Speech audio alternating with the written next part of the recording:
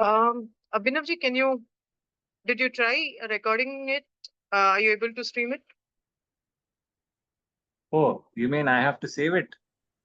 No, I can save it on the cloud. I'm just Oh, trying to see if, because I oh, have only access to YouTube. It seems weird because I thought it gave us oh, access to stream on FB, which is what we did the last time. So I'm just oh, wondering how to do it here. oh, is it? I do not know this because I've never done the streaming with the Zoom thing. I've only done recordings myself. Okay, no Ah, worries. yes.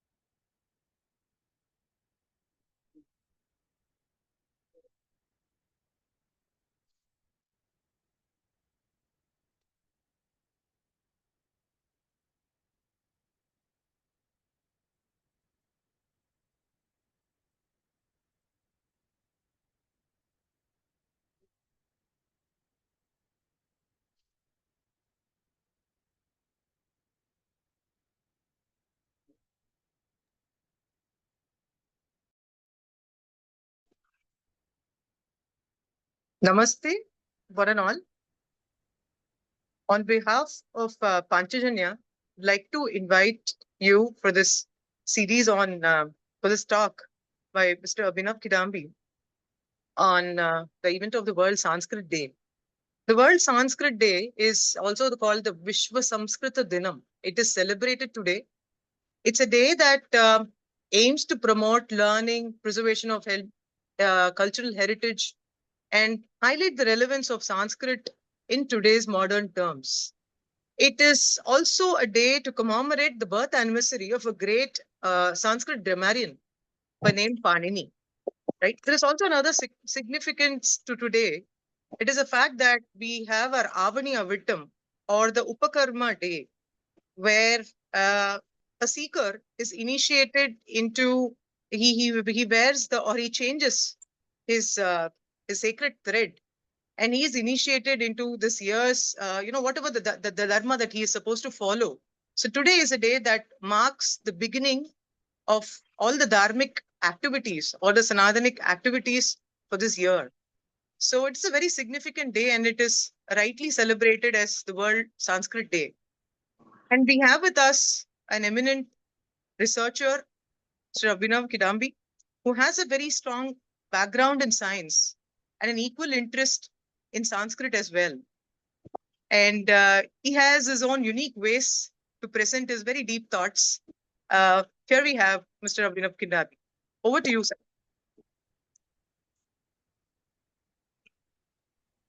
Namaste. Please, could you let me on my video, please? Sure. Just give me a moment. Yes, please.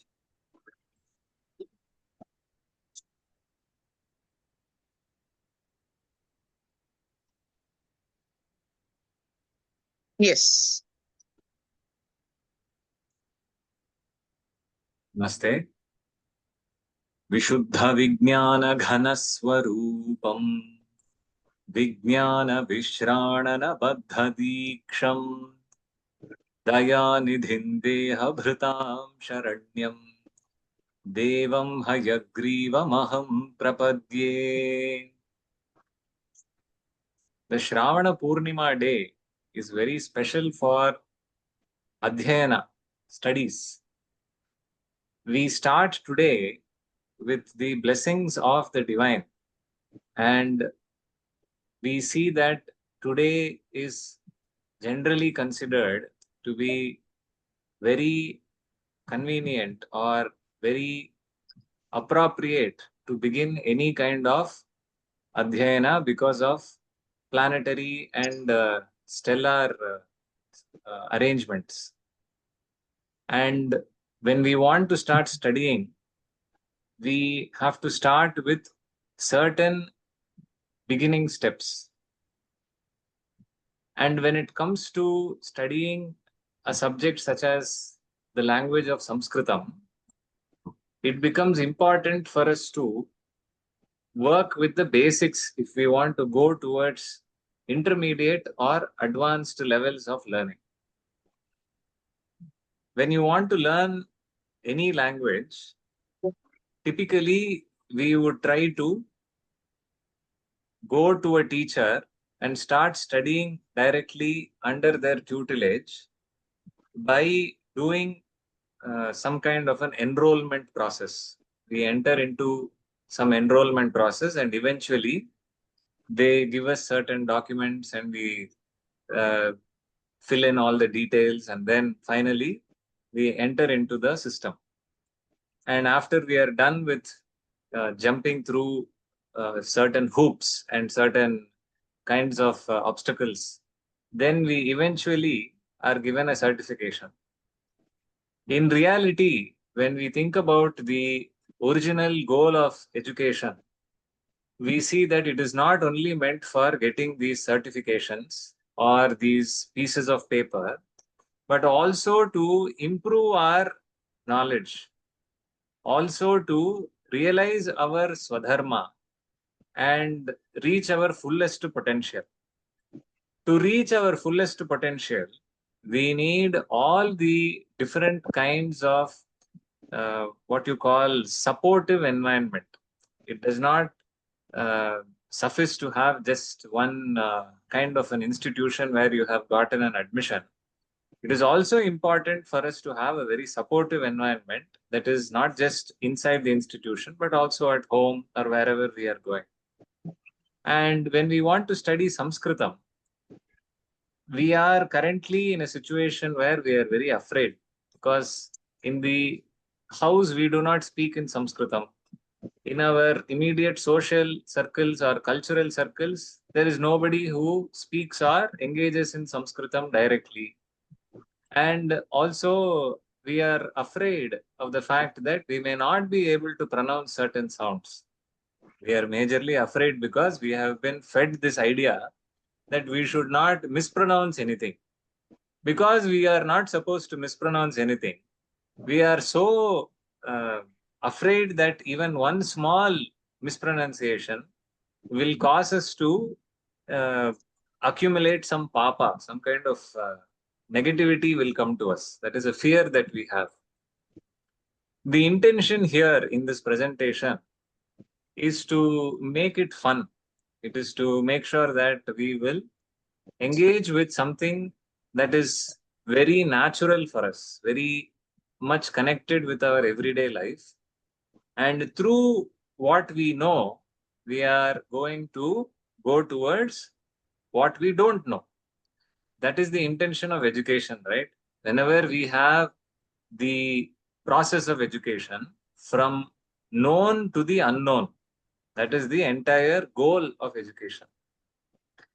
And that also is very important. That is, when we start somewhere, if we want to go towards a goal, we always start with a known point. And that known point for our presentation or this process that we are going to engage in will be the teacup. Personally, I don't drink tea that much. I only occasionally consume tea. But still, for the sake of our current presentation, we will be engaging with a cup of tea. So, the other intention is also to make sure that you connect with the tea that you probably just had before coming to the presentation. This cup of tea is going to be our major, what you call a milestone, or perhaps it is going to help you to connect with Sanskritam a little better. Of course, uh, you probably have guessed right. This is going to be a little experimental because I do not know if any of my teachers or peers are actually using this as a tool for this specific purpose. I would like to test, and hopefully, my test subjects that you all are this time, you will also uh, be what you call satisfied with what progress we are seeing. So let us begin with my presentation. Uh, yes.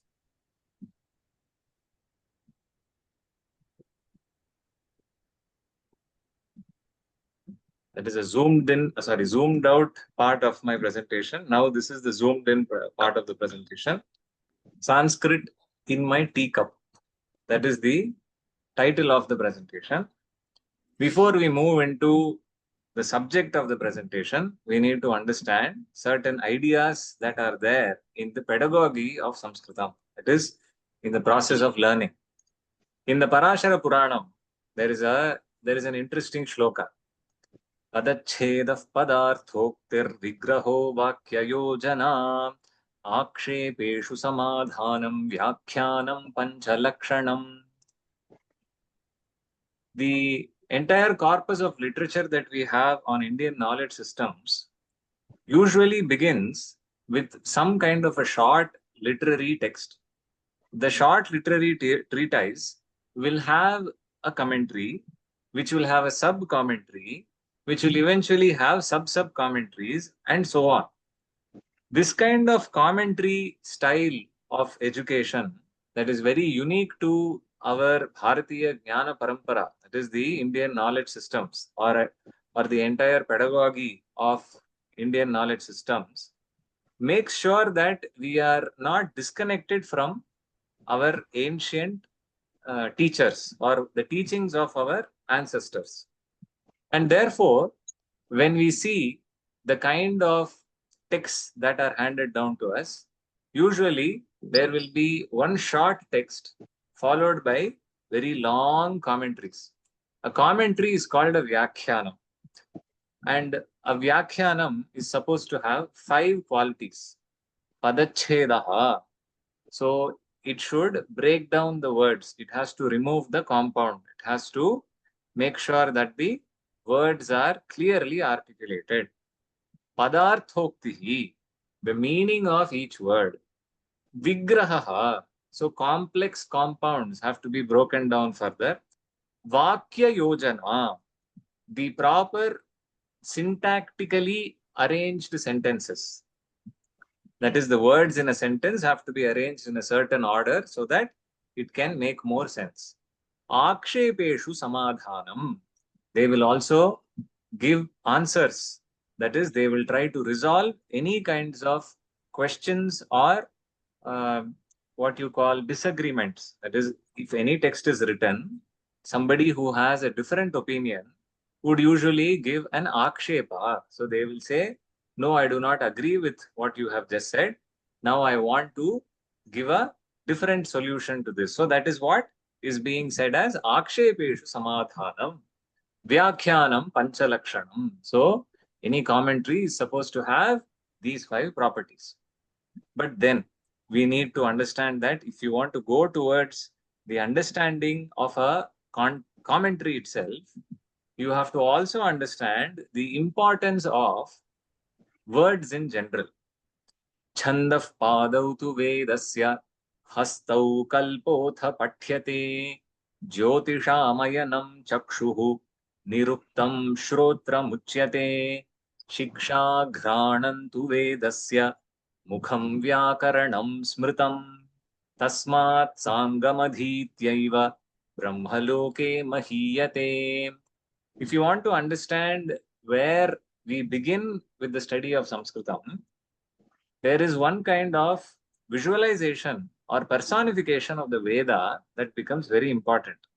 The personification of the Veda is called the Veda Purusha. And the Veda Purusha, that is the Veda in a human form, humanized Veda, just for the sake of our understanding. This humanized form is supposed to have certain parts which are associated with specific shastras, specific knowledge systems. Chandaf padau tu vedasya. The feet of the Veda or the Veda Purusha are supposed to be represented by Chanda Shastra, that is the knowledge system that deals with prosody, meter and prosody. That is whatever you do for poetry. Hastau kalpotha pathyate. The hands of the Veda Purusha are supposed to be the Kalpa Shastra. Kalpa Shastra is associated with how to do any kind of homa or yaga, all the different kinds of instructions necessary for the performance of a ritual will be given in detail in the Kalpa Shastra. Jyotisha Amayanam Chakshuhu. The eyes of the Veda Purusha are represented or representing the Jyotish Shastra. Here we are not referring to astrology, we are referring to astronomy. I'm not going to talk more about it. It is beyond the scope of the current presentation, but it is important to know that Jyotisha or Jyotisha Shastra is not merely about astrology. It is actually astronomy. Niruktam Shrotra Muchyate. This is where we need to pay attention to this. Niruktam refers to etymology of very difficult words. Niruktam is supposed to be the ears of the Veda Purusha. So this etymology becomes very important. Then it also goes on to say, Shiksha Dhranantu Vedasya. Shiksha refers to the knowledge system that is exclusively dealing with phonetics. It is supposed to be the tongue of the Veda. Tongue meaning it is the Vag Indriya. It is the organ of speech. It does not refer to the organ of taste. Here it refers to the organ of speech. Mukham Vyakaranam Smritam. So again, here also, Ghrana referring to nose there. Okay, so phonetics because there is this connection with nose. I mixed up Mukham Vyakaranam Smritam with this. Anyway, Vyakaranam, grammar is supposed to be the mouth of the Veda. Tasmat Sangamadhityaiva.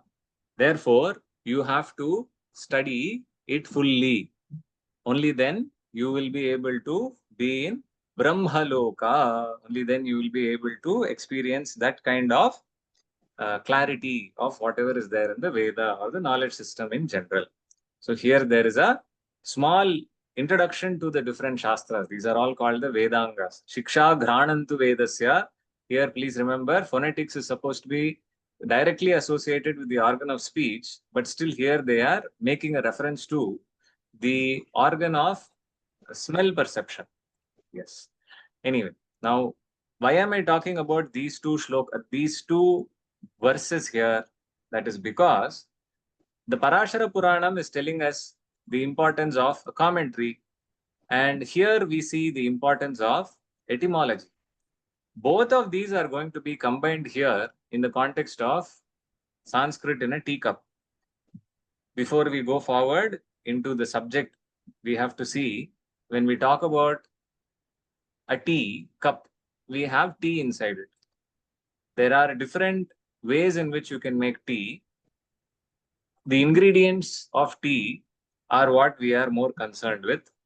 You have water, we have milk, we have tea, cardamom, ginger, cloves, cinnamon, pepper, and sugar. This is what usually these are the ingredients. I'm talking about masala chai, whatever we love during the rainy season, whatever we like to consume during the rainy season. And we are going to learn some of these words which are associated with these different ingredients so that it becomes a little bit more interesting. In order to make this very interesting, I had to go to the Amarakosha. The Amarakosha is also known as the Namalinga Anushasana. It is a text which contains entire lists of synonyms in Sanskritam as well as the grammatical genders of each of these words. So this becomes a very important beginner level text for any student of Sanskritam because it gives us a good idea about the vocabulary that we are going to use. A lot of these words are frequently encountered when you are going to take up any kind of literature. And that is why the Amarakosha is going to be very helpful. Amarakosha is not the only text in this genre, but there are major references made to the Amarakosha by many important scholars. The Amarakosha was written apparently in either the 5th or the 8th century, that is approximately 1200 or 1500 years ago, by Amarasimha. Amarasimha, the author of this text, was one of the scholars in the assembly, royal assembly of either Chandragupta II or Vikramaditya. We are not very sure in which assembly he was in, but we know that he was in that period, that 3 century period, somewhere he was alive. And this Amarakosha was so important that even Adi Shankaracharya himself uses many references from the Amarakosha. It is said that the Amarakosha was chanced upon by Adi Shankaracharya during his travels in that region. Anyway, the Amarakosha has many commentaries, of which one interesting commentary caught my eye, and therefore, what I will be presenting here today will come from that specific commentary. This commentary is called the Amarapada Vivriti of Lingaya Suri. Lingaya Suri's other name is Linga Bhatta or Linga Bhatta, something like that. And this text, Amarapada Vivriti, which is a commentary to the Amarakosha, is known as Lingabhattiyam or Lingabhattiyam also. These are synonyms to the same text. And this text was originally found in the Telugu script. And therefore, in many of the situations where the author wishes to convey some idea which is more accessible to him and the people around him, he uses words from Telugu. So there are some words which I will tell you about them while we are looking at these different terms. So let us directly jump into the idea of how to look at Sanskritam or how to learn Sanskritam just from a cup of tea. When you want to look at the first ingredient, water, typically we are all aware of one important fact. Immediately we are told that the Eskimos or the Inuit people of the Arctic region, they know so many words for water. So for different contexts, different usages, we have different words. In the same way, we have so many words for the word water in Sanskritam. I will read out the verses directly from the Amarakosha. Apastri bhum nivar vari salilang kamalanjalam payah kilalam amritan jivanam bhuvanam vanam kabandhamudakam pathah pushkaram sarvatomukham ambhornastoyapaniya nirakshirambusambaram meghapushpam ghanarasaha. With that, the number of words for water ends and the words for other concepts begins. So I'm not going there. I'm only presenting what are the words for water. So we have so many words for water in the Amarakosha. So let us now see what each of these words means.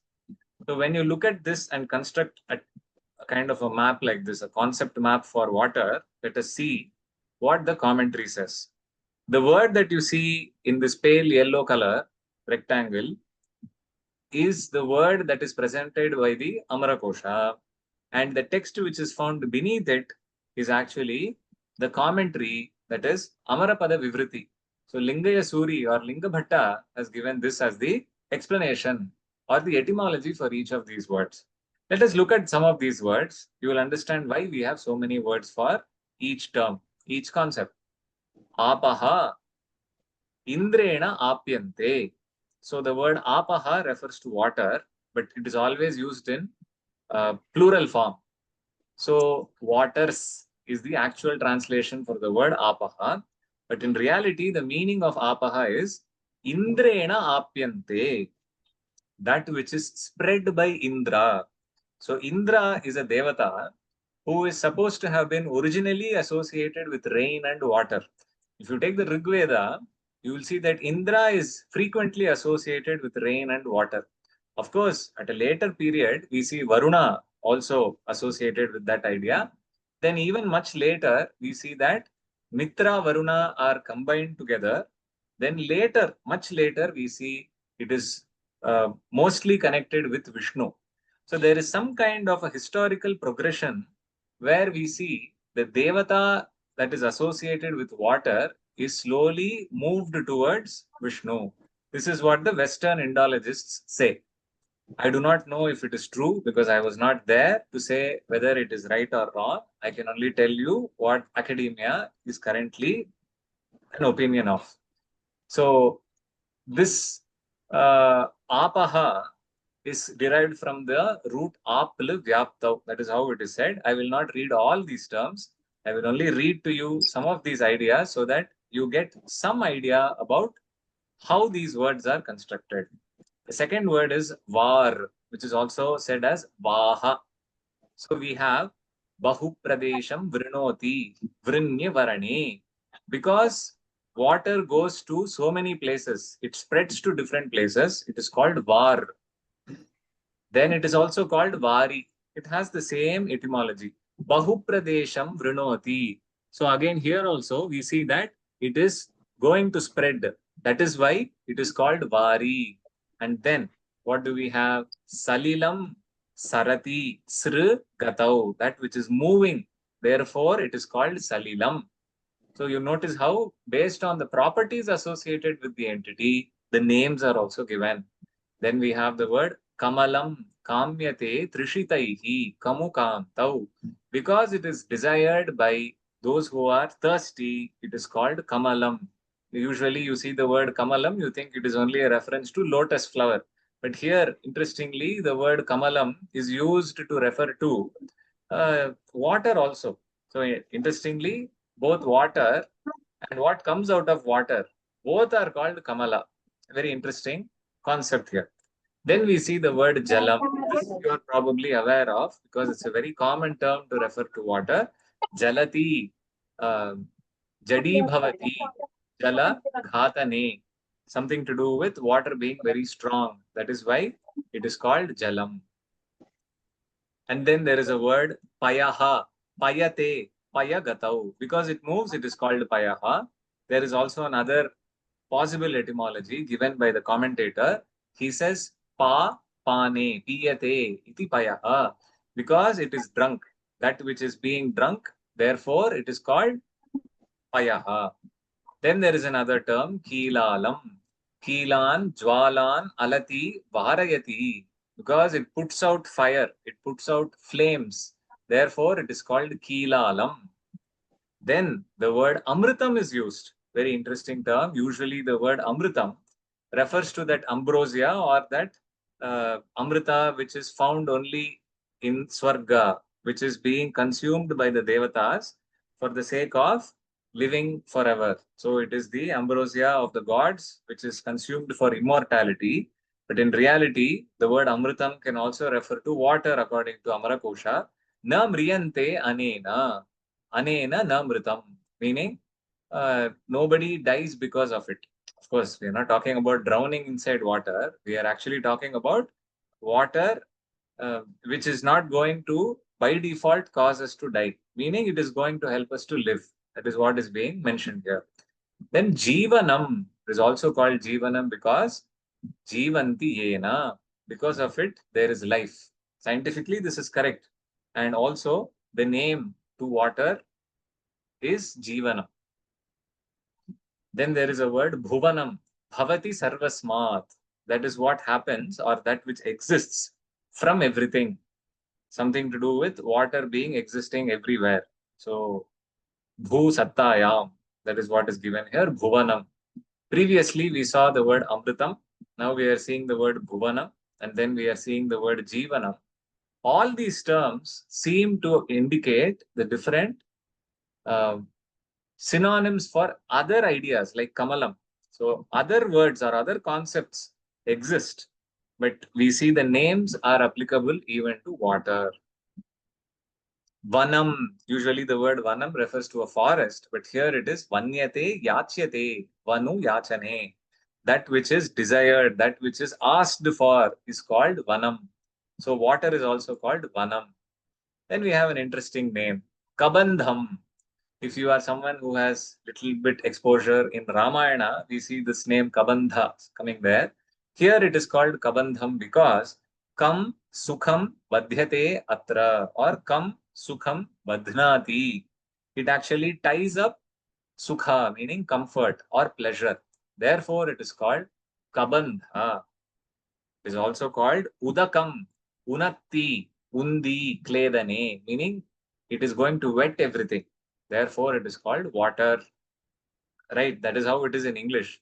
In Sanskritam, because it is wetting, it is called Udakam. Pathaha, Piyate, Ping Pane.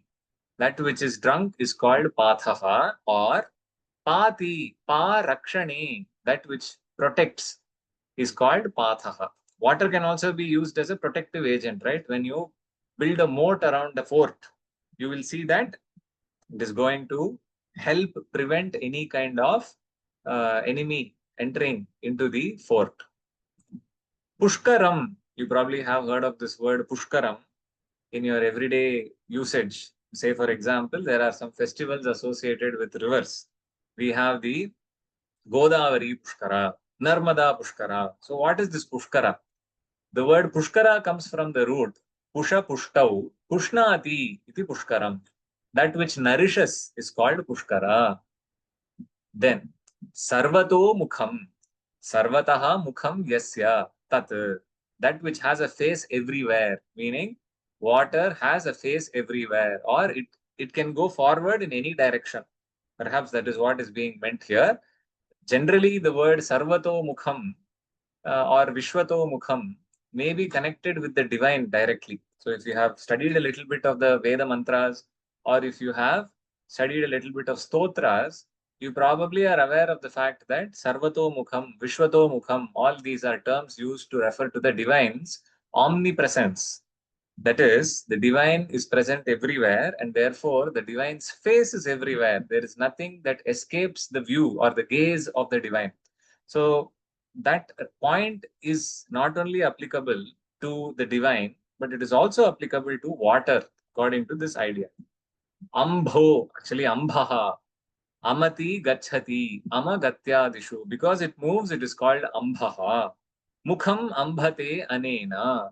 So, the face is making a lot of sound.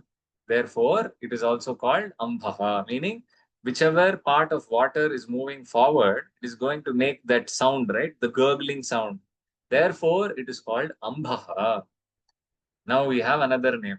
Arnaha. If you know the word Arna, from a different context. That is, in the context of the sea, the ocean is also called Arnava.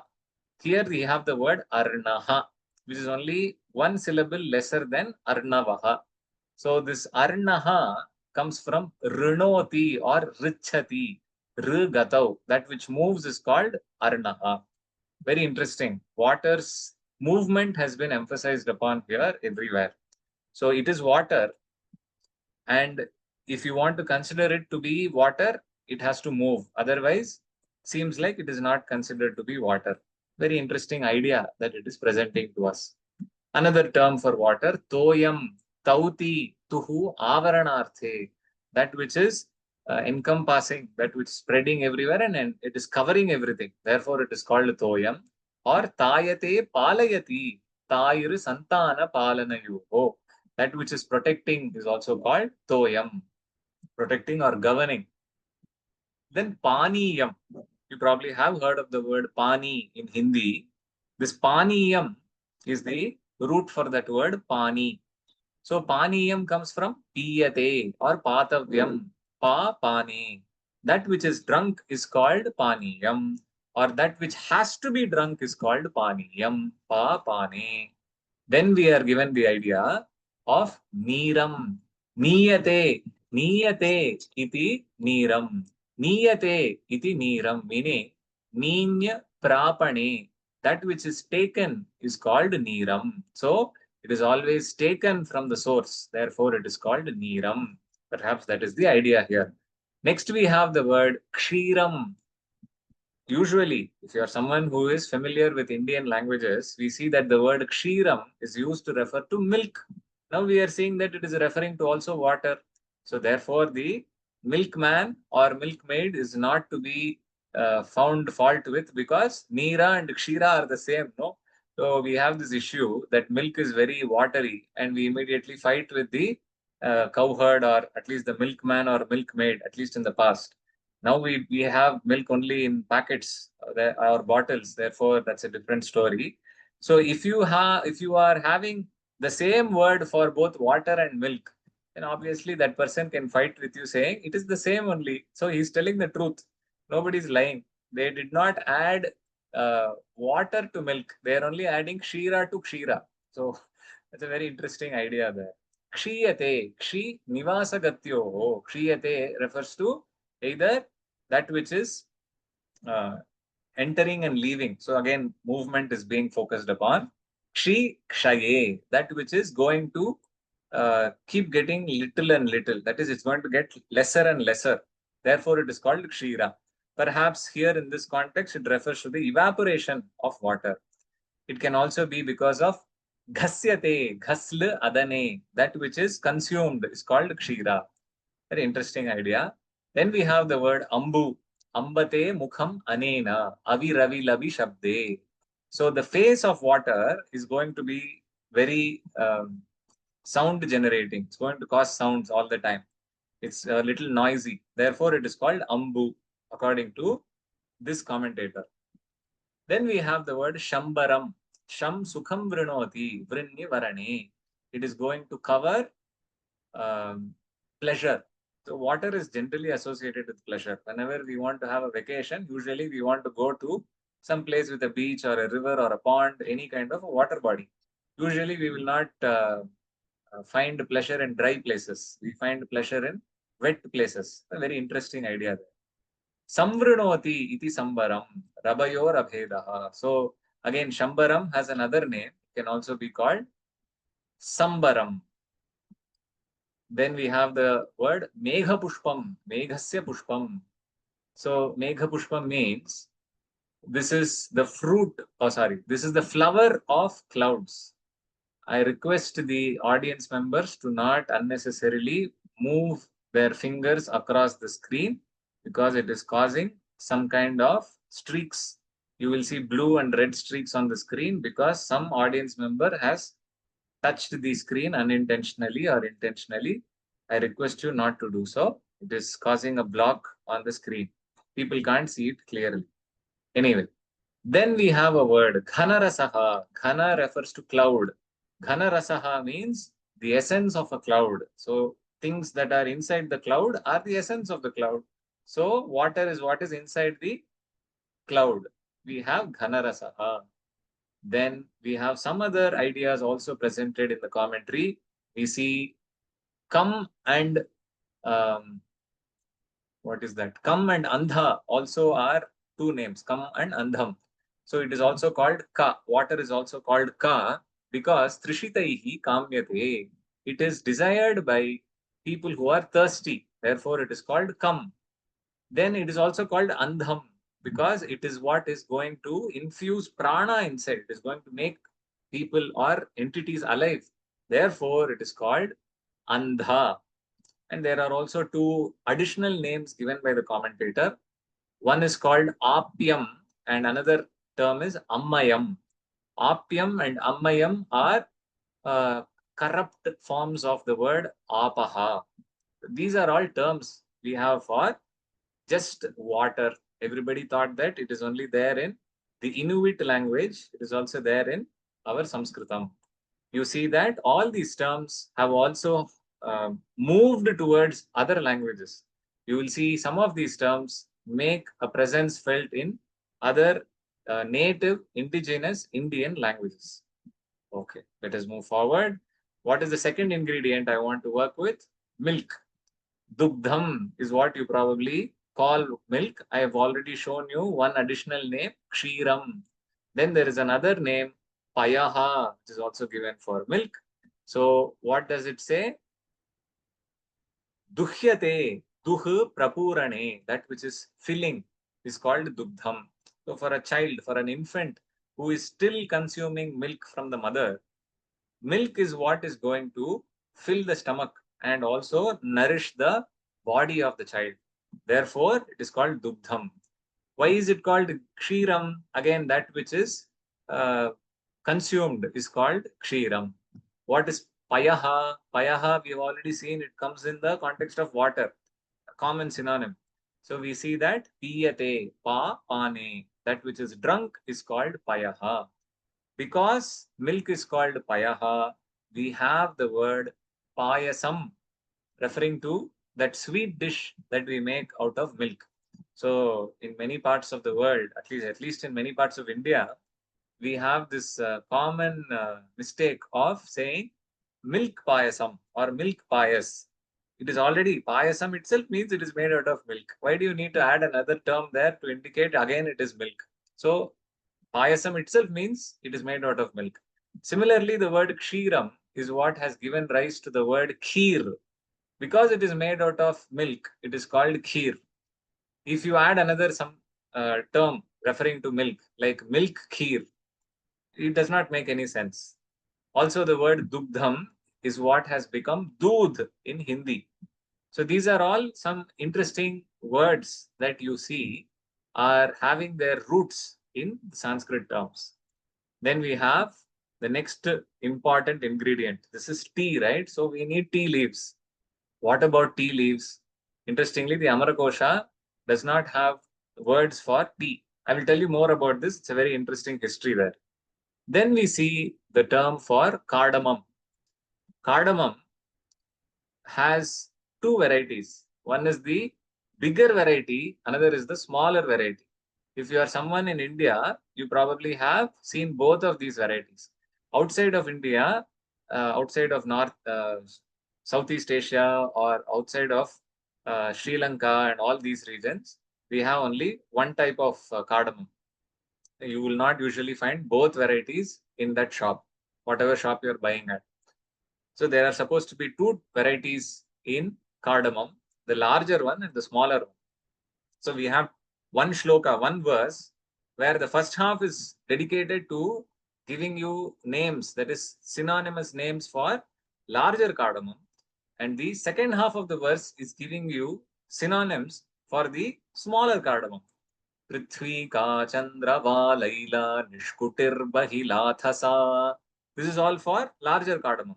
Sukshmo pakunchika tuttha korangi triputa tritihi. So this is for smaller cardamom. So let us now see the names for cardamom. The first term we see is Prithvika. Prithvika, if you are someone who is familiar with some Sanskrit terms, has the word Prithvi as the first two syllables, two alpha syllables. So immediately you think that, okay, something to do with the earth. Bahuphala Yoga Prithvika. This is what the commentary says. Because it gives you many benefits. Therefore, it's called Prithvika. Seems like it refers to how the earth is also giving us so many benefits. Chandra Bala, very interesting name. You might think that this is a good name to give to your daughter, but it is not like that. Listen to the meaning he's giving, then you can understand whether you have to name your child Chandra Bala or not. Chandrasya Karpurasya Bala Putrika Iva Sthita. Here the word Chandra refers to Karpura, which is camphor. So this cardamom is similar to the child or the daughter of this camphor in terms of the smell or the kind of properties it has. Therefore, it is called Chandra Bala. Here the word Chandra refers to camphor and Bala refers to a child. Therefore, Chandra Bala is a term given to our cardamom. Then the common name, Ela. Ela, you probably have some additional suffixes to make it seem more relevant to your language. Elakka, Elakkai, something like this in the southern part of the country. What is this Ela? Why is it called Ela? Elayati, Nashayati, Mukha Daurgandhyam. It is called Ela because it destroys bad smell in your mouth. So it is a mouth refreshener, something like that. It removes the bad odor in the mouth. Therefore, it is called Ela. Nishkutihi, Nishkranta Kutehe Koshat. Why is it called Nishkuti? Because it has come out of a treasure chest. Seems like it is treasure chest of spices. Perhaps that is what they're trying to say. It is now called Bahula, Bahuni Phalani Lati La Dane. It gives you so many types of benefits. Therefore, it is called Bahula. These are all very common words in the Shastra terminologies, but you see that they have very specific usages here for specific entities. Now we have the word Upakunchika. From here we have the words for smaller cardamom.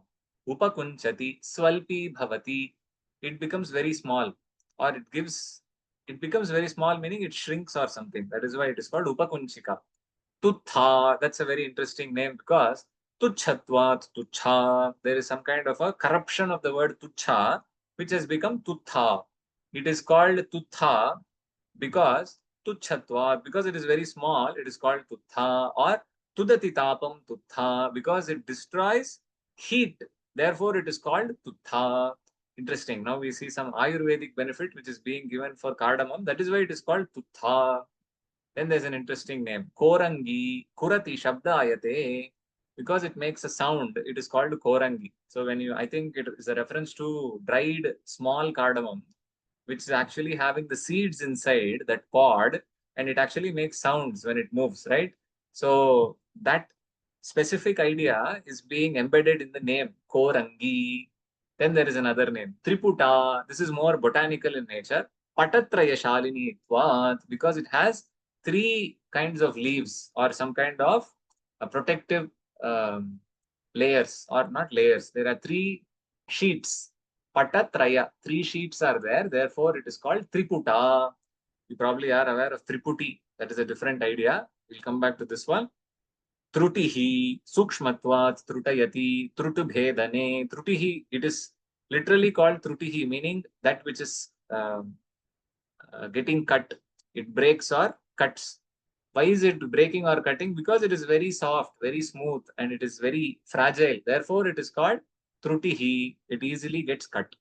These are all names for cardamom. Interestingly, in the commentary, there is Linga Bhattiyam that I have referred to here. We see that the commentator says that the first half of the verse is for Pedda Elakkula Pedlu. It says that these are the names for the bigger cardamom. And then at the end of the second half of that shloka, there is this word again given, that is a sentence again given. Chinna Elakkula Pedlu. So this is a term which, I mean, this phrase says that all this second half of the shloka is dealing with the names of smaller cardamom. So these are all interesting details that we find in the commentary. Okay, cardamom is done. What else is next? We have ginger. So the word for ginger, Ardrakam Shringaberam. Ardrakam is what became Adrak in Hindi. Ardraka and Shringabera. So let us look at this. Ardraka comes from the meaning, that is the etymology is Ardayati Kaphashula Dini Ardahimsayam. It is going to fight Kapha and Shula. Kapha referring to the dosha, Kapha dosha, and Shula referring to a roga. So apparently ginger is useful for fighting against excessive kapha. That is, it removes additional kapha of the three doshas, Vata, Pitta, and Kapha. It apparently is going to directly attack kapha. It is going to reduce it. Or it is going to attack the disease known as Shula Roga. So these are the Ayurvedic properties of Ardraka and Ardha Himsayam. So we know that it is a direct reference to how it is fighting against the disease and the excessive kapha. Of course, excessive is not given there. Ati kapha, something like that is not given, but we have to infer it. So this is a name based on Ayurvedic properties. It is not some casual name. Ardrayam bhavam, because it is wet. Because it is wet, it is called Ardraka. This is another etymology. So you probably are aware of ginger being consumed in two forms in India. traditionally. One is the wet ginger, that is fresh ginger.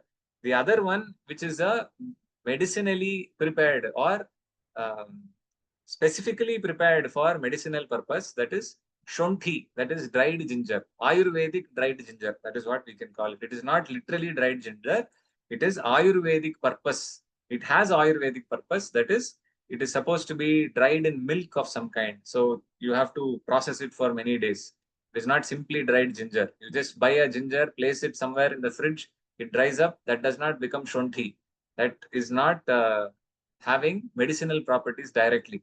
Ardraka is wet ginger that has medicinal properties. Use is there. And then we have the dry ginger, which is actually having medicinal purpose. That is shonthi. I'm not going to talk about shonthi here. Here we are seeing only wet ginger. Some people have ginger tea, right? So that ginger.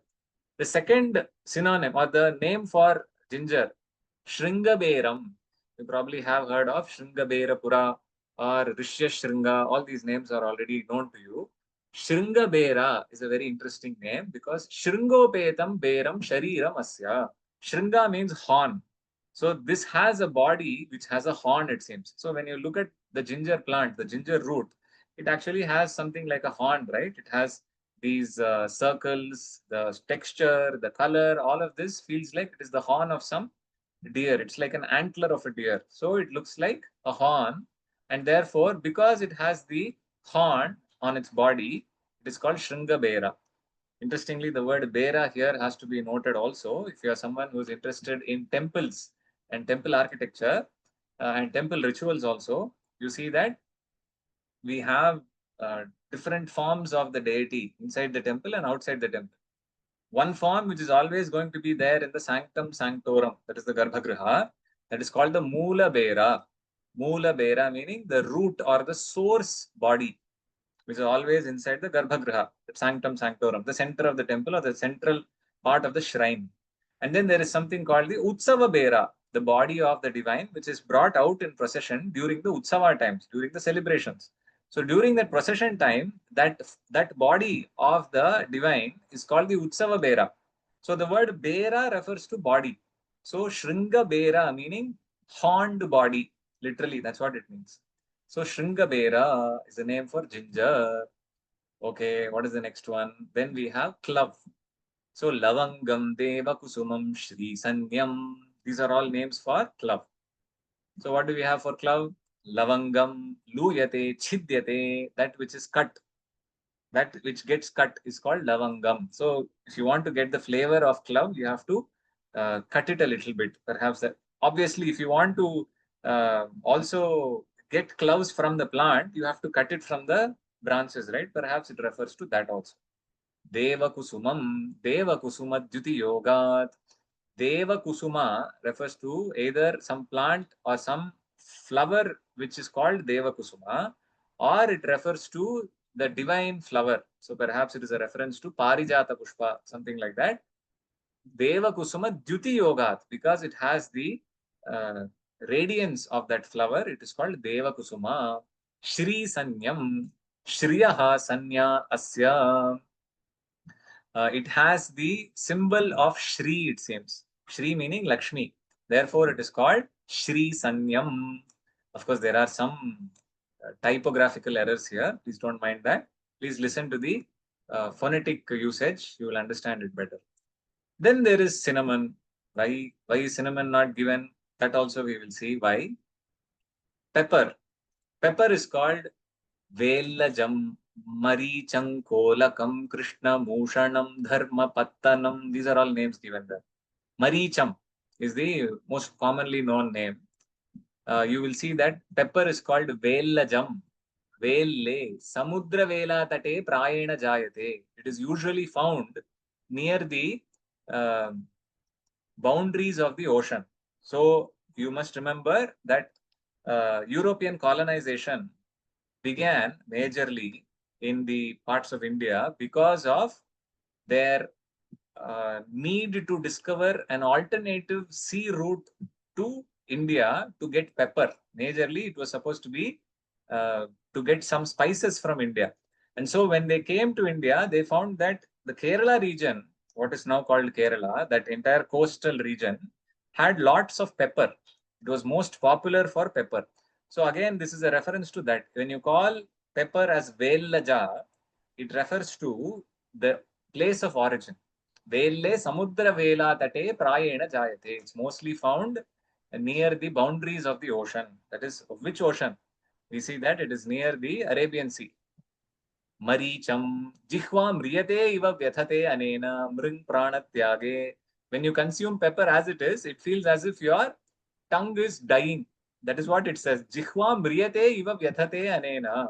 So apparently the tongue feels so painful as if it is dying. Therefore, it is called Maricham. This is what he's saying. The next time you read the name for pepper as Maricham, you should remember that it is called that because the tongue hurts. It feels as if it is dying. Therefore, it is called Maricha. Kolakam, Pudati, Alpi Bhavati, because it becomes small. So it, generally, pepper is very small. Here it perhaps refers to how it also shrinks in size as it dries. So perhaps that is why it is called Kolakam. Krishnam, Krishna Varna Phalatvad. So it is also called Krishna. If you take the Mahabharata, they will say that there are three Krishnas. There is one which is Veda Vyasa, Krishna Dvaipayana Vyasa, that is the first Krishna. The second Krishna is our Krishna Paramatma who gave us the Bhagavad Gita. And then we have the third Krishna who is actually female, that is Draupadi. She is also called Krishna. Here we have one more. Pepper is also called Krishna, but here it is in the neuter gender, that is in the grammatical neuter gender. There Krishna Dvaipayana Vyasa Krishna, that one, and Krishna in the context of Krishna Paramatma, they are all in the grammatical masculine form. Krishna, which is used for referring to Draupadi, is in the grammatical feminine form. Here we see Krishnam, which is actually used for pepper, that is in the grammatical neuter form. So it is called Krishna because of its color. Krishna Varna Phalatvat Krishnam. Because it is black in color, it is called Krishnam. Ushanam, Ushati, Tapayati, Ushadahe, because it is going to heat or it is going to burn. Therefore, it is called Ushanam. It is not called Ushnam. It is called Ushanam. Of course, both of them have the same roots. The root is Usha, Ushadahe, but here it is called Ushanam, not Ushnam. The word Ushnam also refers to heat. Then there is a very interesting name here. Dharmapattanam. What is this Dharmapattanam? Dharmapattanaakhyana sthana visheshe bhavam. So for some reason, around 12 to 15 centuries ago, pepper was usually found in some place apparently called Dharmapattana or Dharmapattana. It is the name of a place. So it was called the city of Dharma. Dharmapattana or Dharmapattana refers to city of Dharma. And in that place it was found apparently. Therefore, it is called Dharmapattanam itself. Very similar to how we name certain products based on their places of origin. Like, for example, we have one specific type of wine which comes from a specific region of France, which is called champagne. And therefore, the name of the product, that alcohol, is also called champagne. Similarly, say, for example, we have one institution in Jaipur, in Rajasthan, India, where they actually make these, what you call, feet. They are actually legs or some, it is for amputees. They make these artificial limbs. So it literally called Jaipur foot. So sometimes they simply refer to it as, where is my Jaipur? So it actually refers to the Jaipur foot or the limb, which is artificial limb made in Jaipur. So that's a very interesting idea here. So we see that products or items can also be named based on their places of origin. That's an interesting idea that is also there in Sanskrit. Then we see Sharkara, most important thing for most of us. We want it to be a little sweet in India. So Sharkara, Sita, only two names for sugar. Sugar here refers to refined sugar, mind you. It is not unrefined sugar. This is from the time of Amarasimha, who wrote the Amarakosha. So 12 to 15 centuries ago, at that point of time, we also had refined sugar in India. That is what is being indicated here. The word sharkara means shiryata, shru visharane, that which is actually breaking down. So sugar is actually the crystals, they break down, right? They break down into smaller pieces. So even today, if you look at the sugar that you buy in many places, you will sometimes find that they form lumps because of some amount of moisture getting into it. And eventually you want to See, if it breaks, it actually breaks into smaller pieces, smaller crystals. So that is why it is called Sharkara apparently. Sita, because Dhavala Varnatvad. It is called Sita because, not Sita, Sita, because it is Dhavala Varnatvad, because it is white in color apparently. Only refined sugar is white in color. The unrefined sugar is brownish in color, brownish, yellowish, slightly dark brownish. So we see very clearly that refined sugar existed in India, or at least the process for refined sugar existed in India, or the knowledge of the process of refinement of sugar existed in India 12 to 15 centuries ago. This is what we get from the literature. So this is how we see very interestingly these kinds of historical details just by reading these commentaries. So here I would like to bring to your attention the word Sita or Sita itself. It refers to white. So what is the opposite of Sita? Asita. So in certain places, in some stotras or some mantras, you will come across the word Asita. Asita refers to black. So Sita is white. Asita obviously is the opposite. The addition of the prefix A gives you the negation or the opposite of it. Therefore, we see asita meaning black. Now the question is, why did I not mention, or why did Amarakosha not mention any word for the word tea and for the item called cinnamon? If you remember correctly, I told you the Amarakosha is dated back to 12th or the 15th century, 12 or 15 centuries prior to modern times. So it is 5th or 8th century Common Era. Then we have to see when was this commentary given to us.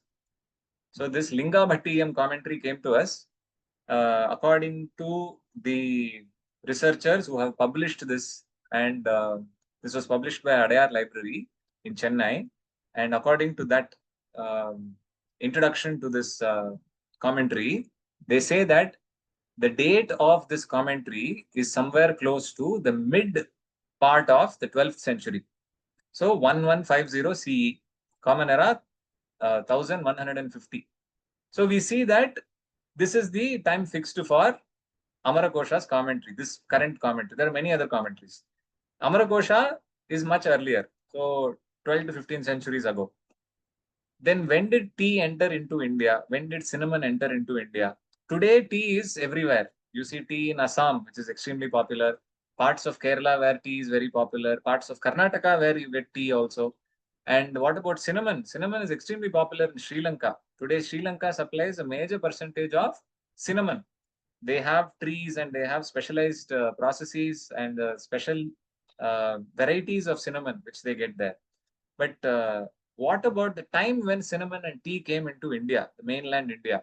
We see that apparently tea entered into India both through sea and land routes from China, approximately in the 12th to 13th century Common Era.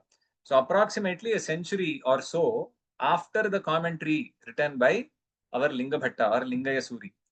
And we see that cinnamon also came into mainland India around that time. So historically speaking, Amarakosha does not have names for these two terms. I also had to go to Ayurveda to check if the word tea or the word for tea exists.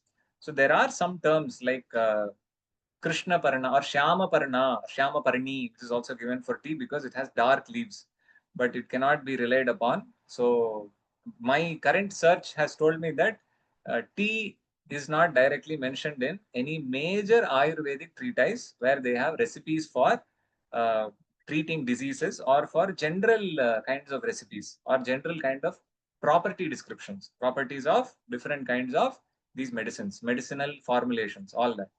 Cinnamon also does not seem to have a space yet. So what we do know is tea and cinnamon did not exist during the time of Amarasimha. Therefore, the tea that you hold in your hand right now, or perhaps before the presentation, during or after the presentation, did not exist when Amara had a headache. So if Amarasimha had a headache and he wanted to have tea, he did not know that tea even existed. So perhaps he must have been happy with hot milk or hot water. Some kashaya he must have had. He probably did not have tea. So we should be happy that we have this tea whenever we want to consume something hot and tasty and make us feel better. And now we are very close to the rainy season. I mean, not everywhere, and especially not in Chennai, where we are based in right now, the speaker and the organizer. Therefore, what I can tell you is we have to be extremely grateful for our ancestors for at least letting tea stay back in India, tea and cinnamon stay back in India, so that we can enjoy the cold weather properly. And in that way, we see that we have learned so many words for the different ingredients inside our favorite cup of chai. And before we move towards the presentation of the note of thanks, I will say that Calvin and Hobbes actually conveyed some idea which is very relevant here. So Calvin says, I am a man of few words. And then Hobbes says, maybe if you read more, you would have a larger vocabulary. So that is what we are trying to do. We are trying to learn more words so that we will be able to express ourselves much better. With that, I conclude my presentation. Thank you so much. This is the presiding Devata, Parthasarathi Swami, in the famous temple in Chennai. In the precincts of this temple, I live right now. So he's the form of Krishna. And so next time you are visiting Chennai, please do have a darshana of Parthasarathi Swami and be very happy with your cup of chai. Thank you so much. With that, I leave the stage open for any questions or comments or any kind of clarifications.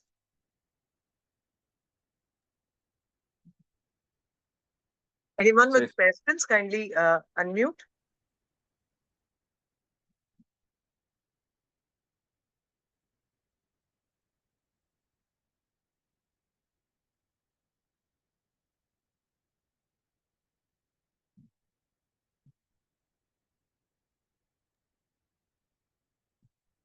Okay, I think you all need a cup of tea so that you can also be awakened to start asking questions.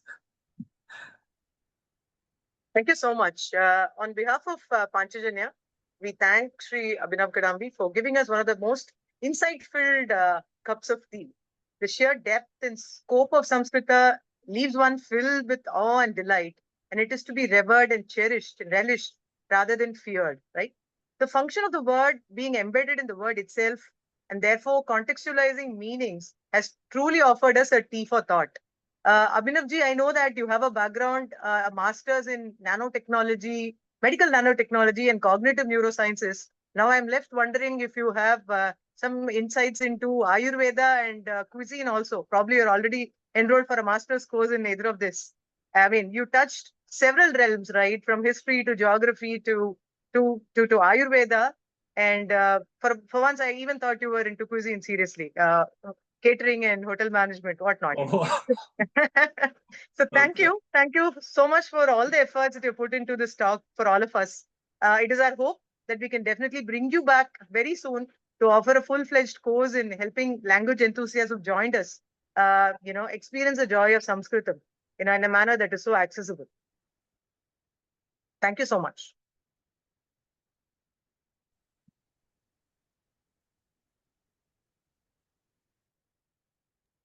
Namaskaram. Yes, ma'am. I wanted to ask about the information from where we can learn Sanskrit and what are the career financial scope in the Sanskrit. So this is a good question, but I do not know if it is relevant for this discussion here after this talk. I can give you some idea. That is, Sanskritam is a language, and our knowledge systems are given to us. They are embedded in the language. So if you want to study any subject, you have to learn the language in which the subject is presented.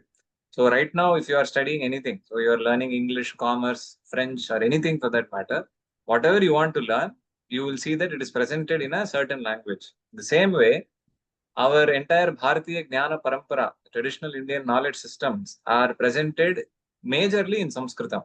Not only in Sanskritam, mind you, majorly in Sanskritam. And because they are presented in Sanskritam, if there is sufficient knowledge of Sanskritam, the possibility of us opening the treasure chest and using that information for modern application is higher.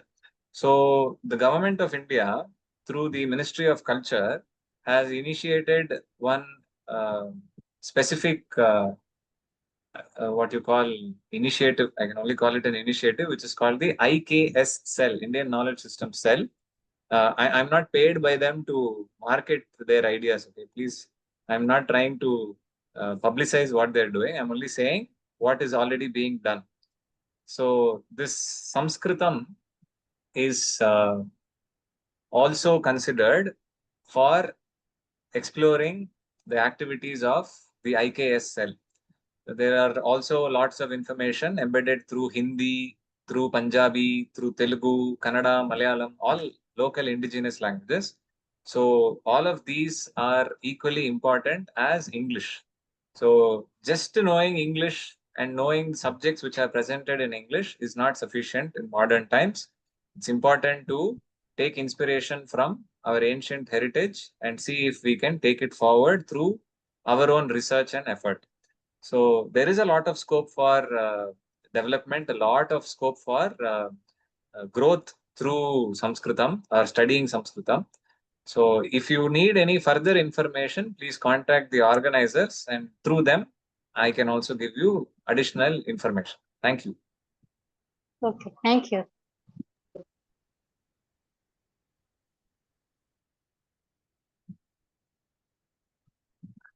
So I think there is someone who has said something in the chat window. They say that why Sanskrit is to be used as a tool for making money. It is a tool for knowledge, my humble submission. So I think this is by somebody called Shri Balaji ji. So this is a very common issue. It is not only for Sanskritam. Even knowledge systems such as yoga and Ayurveda are being hijacked by people with vested interests in order to make lots of money. So any tool or any kind of concept can be used for or abused for making money. It's not just Sanskritam. Even, for example, Advaita is extremely dependent. The subject called Advaita, the Vedantic tradition, emphasizes on Vairagya, detachment. But there are people who actually sell lessons on Advaita, which are extremely expensive. So these are all common problems, not just only for Sanskritam. Thank you. What are available Vyakaranas out of Nava Vyakarana? Right now, we have only the Vyakarana of Panini, which is available in abundance. The rest of the Vyakaranas have lost prominence. The Vyakaranas which are mentioned, Aindram, Chandram, and that, I'm sure you know that. That is why you're asking me this question. They have survived textually in Prakrit, I believe. There is one of my friends who told me that he's doing research in exactly that, the other Vyakaranas apart from Panini, non-Paniniyam grammar systems. So they do exist textually, at least literature exists. So there is some research which is happening. There are some manuscripts which are still being explored. I do not know all the details. Perhaps I can ask my friend and let you know.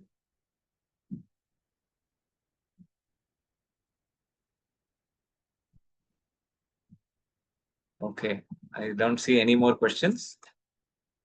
So I think we can close right now. Sure, Abhinav. Thank you so much. Thank you. Namaste. Dhanyavad.